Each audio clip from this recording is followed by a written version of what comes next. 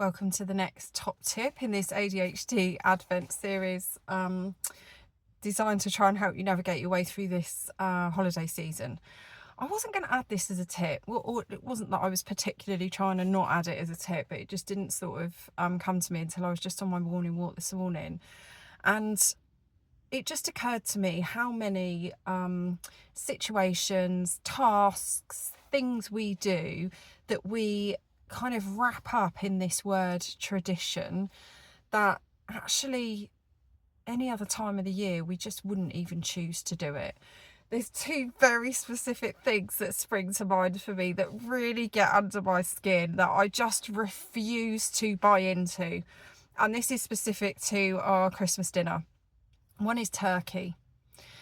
Who's having a roast turkey on their roast dinner any other day of the year other than maybe Easter? No one eats turkey unless you're an athlete and you want a lean meat that's really good for you. I get it. And maybe a lot of people do eat turkey, but not as a roast, because actually it's not the best meat to have as a roast. It's dry. It takes a lot of effort to keep it even close to being palatable on the day. And yes, it is a tradition, but it's not one that I buy into. It's just not. If we have any sort of meat, which we obviously have meat on our Christmas dinner, we have chicken. We have two really lovely, juicy, moist chickens, and that's what we have. I am not buying into this giant turkey that, quite frankly, takes up the entire oven, so it makes cooking everything else twice as difficult. And the thing that really gets under my skin as well is that any other time of the year, turkey is like one of the cheapest cuts of meat to buy. Cheapest cut of meat to buy.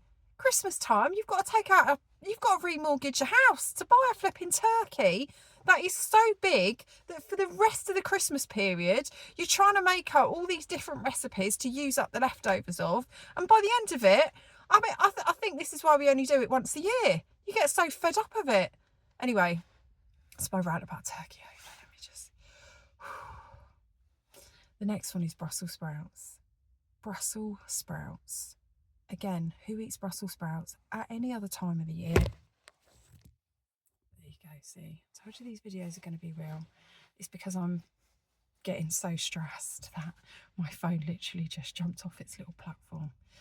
I refuse, and this is a bone of contention between me and my dad, because he is a very big traditionalist and you cannot have Christmas dinner without Brussels sprouts, but I cook Christmas dinner, so I'm like, my house, my rules. If you want to make your own Brussels sprouts and bring them, feel free. You can heat them up in the microwave. But I just feel like, every year we see Jamie Oliver recreate a weird and wonderful way to make Brussels sprouts taste nice. If you're having to put so much effort into creating a recipe that disguises the taste of something in its natural form, you just probably shouldn't be eating it. And Brussels sprouts, I read an article a couple of years ago. We throw away so many hundreds of thousands of tons of Brussels sprouts every year. It's just a waste, because we cook a few, none of them get eaten. We throw away the ones that we don't cook. We throw away most of the ones that we do cook and get left on the table. So here's me telling you, or advising you, that have a think about, have a think about the traditions that we continually kind of go through and adopt and put pressure on ourselves to do every year, that actually don't serve us anymore. That we're kind of doing because we've always done it, not because we get joy out of it, not because we get pleasure out of it. And it adds to an already stressful and overwhelming time. So be the rule breaker, make your own traditions. I'm not saying eliminate all traditions. Traditions are lovely and they should be joyful, and they should be things that you look forward to and look forward to kind of handing on to the next generation.